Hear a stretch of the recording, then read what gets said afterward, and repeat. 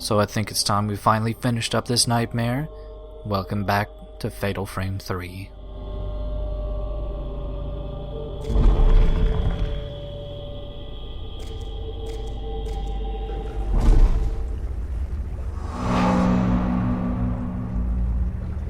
That's right, we don't even get an opportunity to return back to the waking world. We are in the final chapter, the final stretch, reaching further and further into the abyss. And what a lovely abyss it is.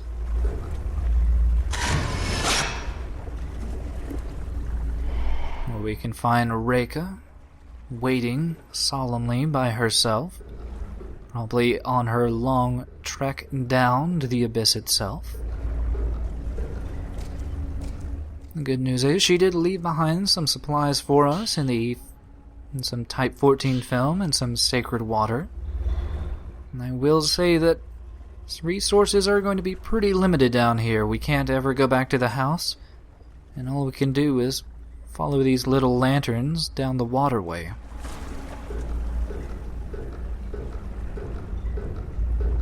Now, I will say I really do enjoy the setting. It's visually different. It's a very stark, very large, very dramatic, I would say.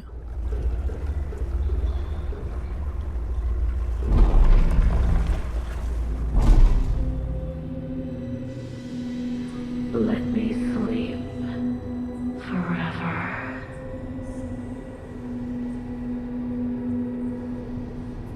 And all in all, it seems to have this overwhelming feel of inevitability behind it.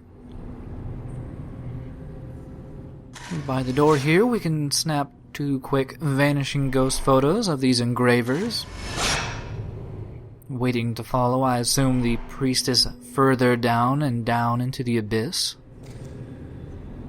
I am a bit curious about this cage here, though. Let's see what happens if we investigate it.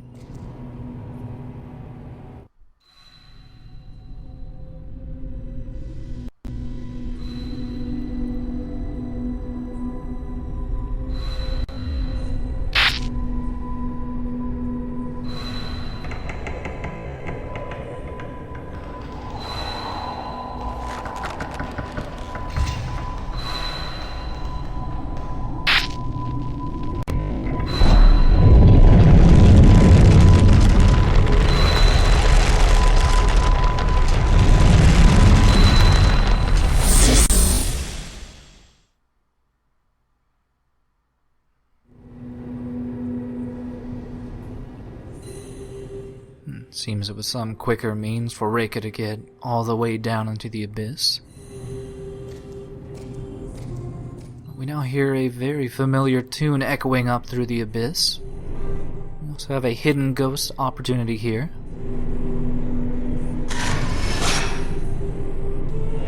It really brings to mind that horrendous pit that we ran into at the end of Fatal Frame 2. There must be an endless number of horrible things that have gone on down in this hole. And we already know of one in particular that we've been privy to, and that would be the crucifixion of poor little Amane.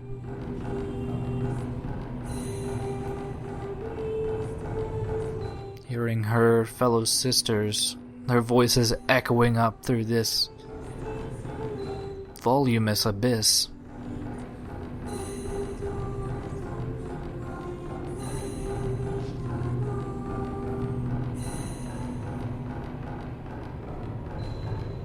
Now we do have to be careful though, there is a little bit of tightrope walking as we head down. Along with a few dickish little ghost encounters, mostly in the form of these flying handmaidens.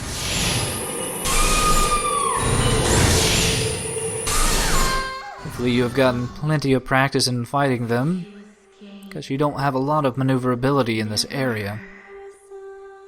You especially don't have a lot of film to waste, especially if you haven't been picking up all that additional pieces of film throughout the game.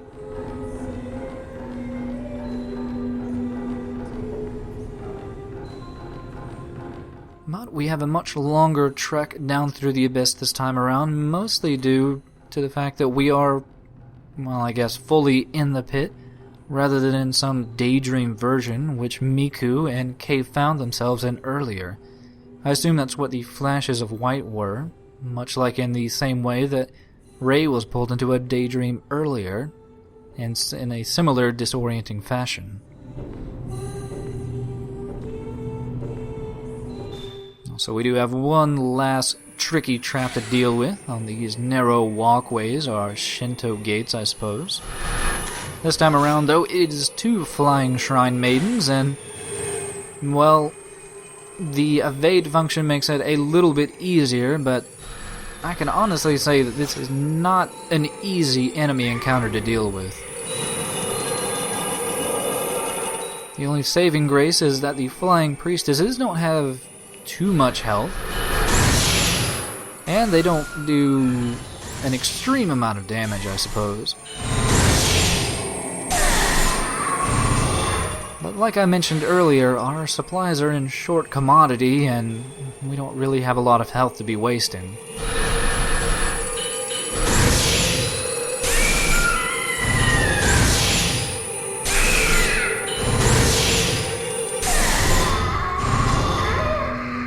So you can probably imagine on Nightmare mode, their attacks pretty much do about half your health, so these encounters can be even more dangerous there.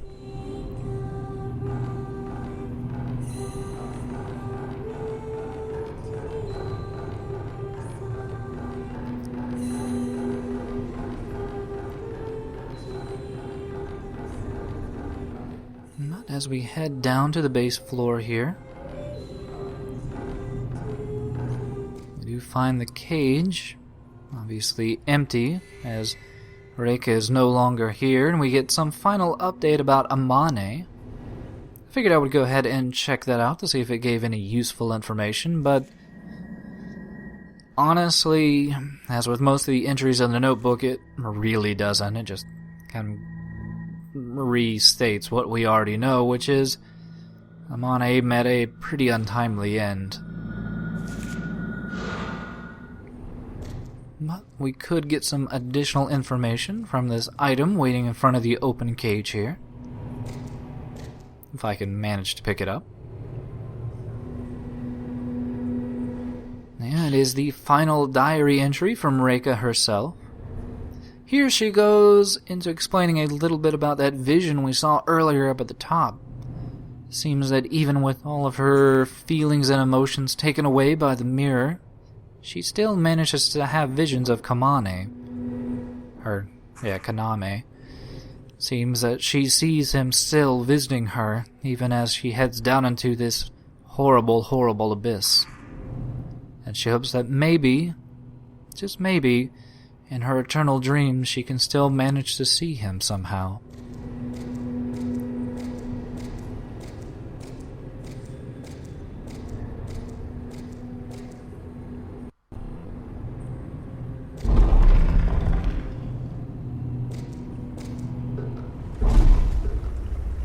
As we head along a similar walkway here, we can find more Type 14 film and another sacred water.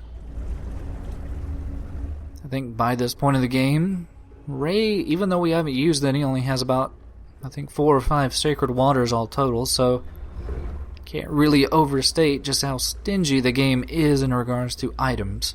It does really up the whole survival horror aspect, but it does make things somewhat difficult on the harder difficulties. So as we head down the walkway here, we can find another hidden ghost along the railing here. This hidden ghost has an interesting story. It seems it was one of the shrine carpenters who was down here building the walkway, and upon looking into the water, got so filled with despair that he fell off the railing and drowned himself.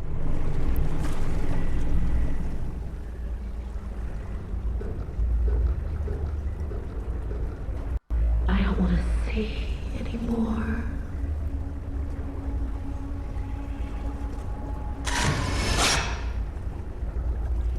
Yeah, things are just looking brighter and brighter as we head to the epicenter of where this all went down.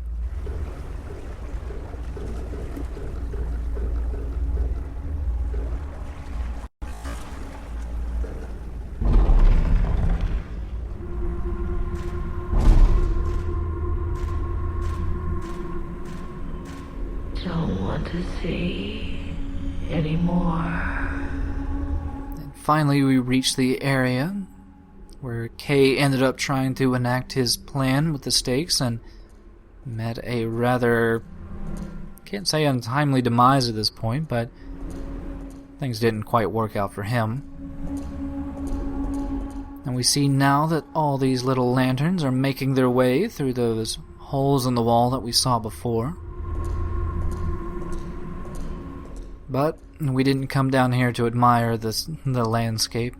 No, we came down here for one goal, and that's to see just what we can do about poor Reika.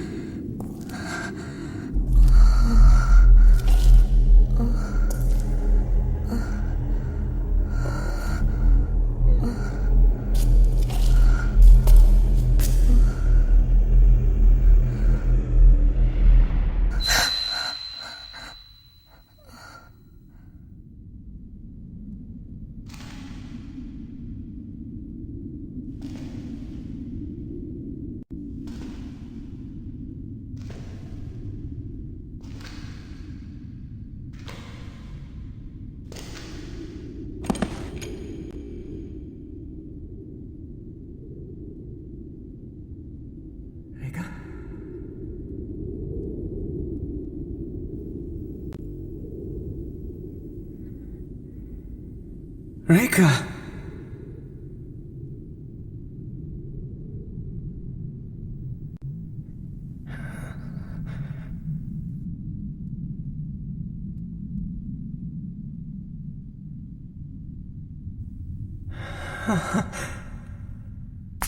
In my dreams,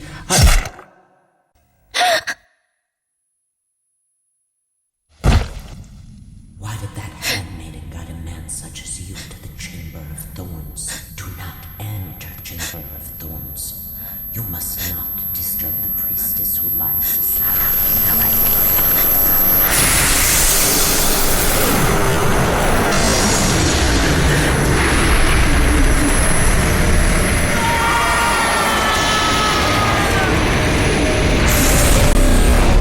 I don't want to see anymore.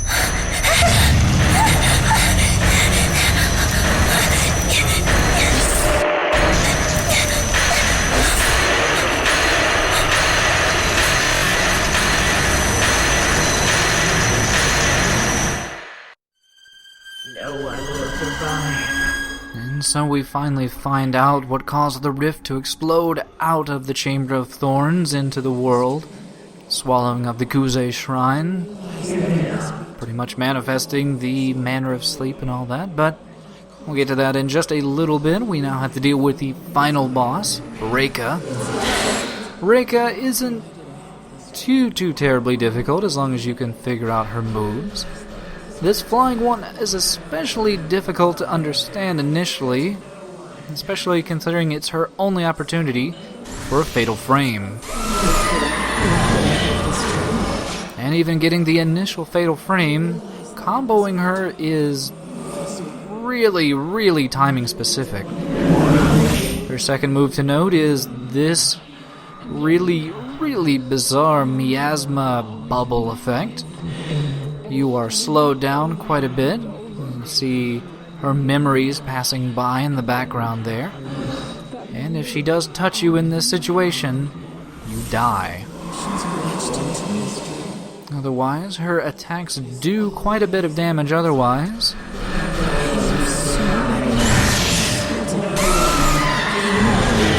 You'll see that in just a second. I'm not always successful in regards to getting a fatal frame in that flying area.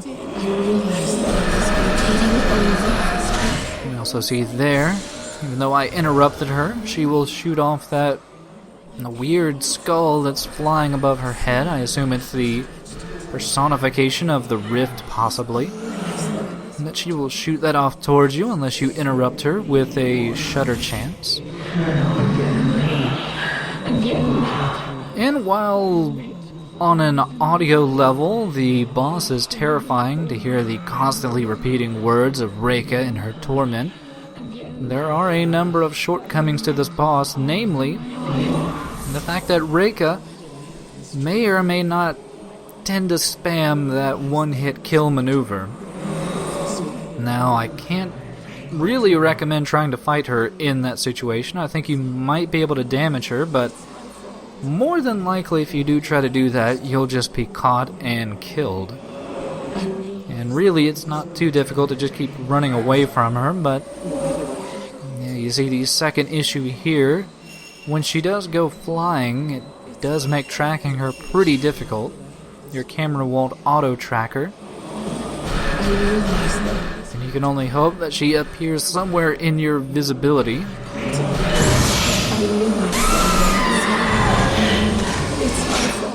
This is as good a time as any to use your special film, and also to recall that, hey, we have some upgraded lenses, so let's go ahead and use that to our advantage. It's my fault. I think we just need to get one more good shot on her. Goddammit. Yeah, this is where things get to be a tad bit aggravating. Moments always in my eyes, etched in my whole. I mean, it's terrifying the first couple of times, but after about your third or fourth playthrough and having to do this boss, it gets to be a bit tiresome, so let's go ahead and see if we can't deal with Reika with one last crushing shot. So many others. And if you're wondering where we got the crush lens, I think that is the reward for hard mode. Please, let me sleep.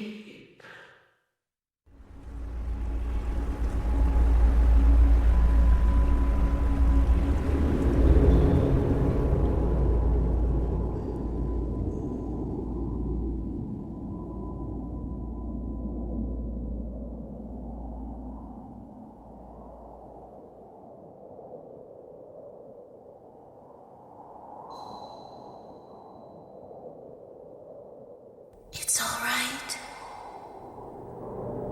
to close your eyes now.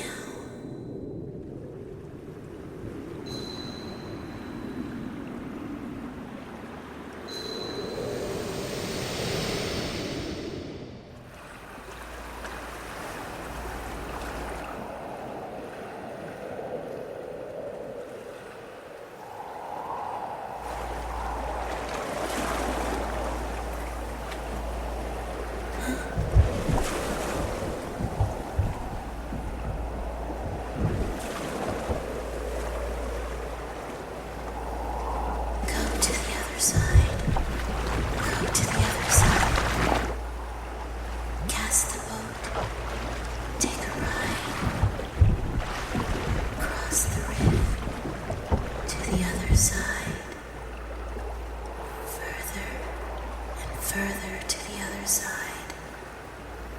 It must sail bearing your tattoos and our offering of tears.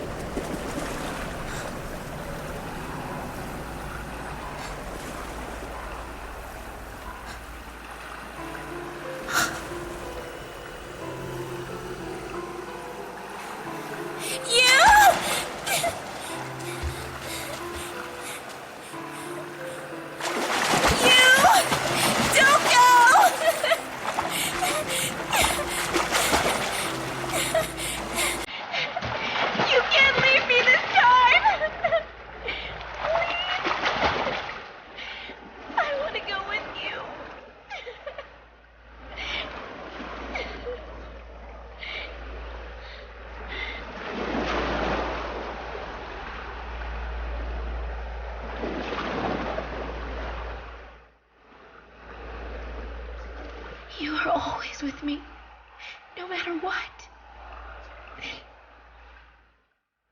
You gave me so much. Because you were with me.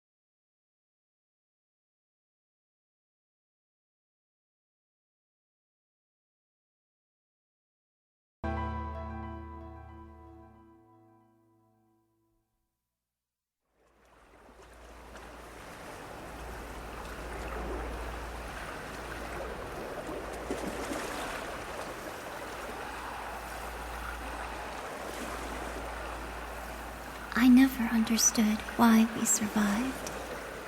But now, I realize why we were allowed to live. I'll go on living, even with the pain.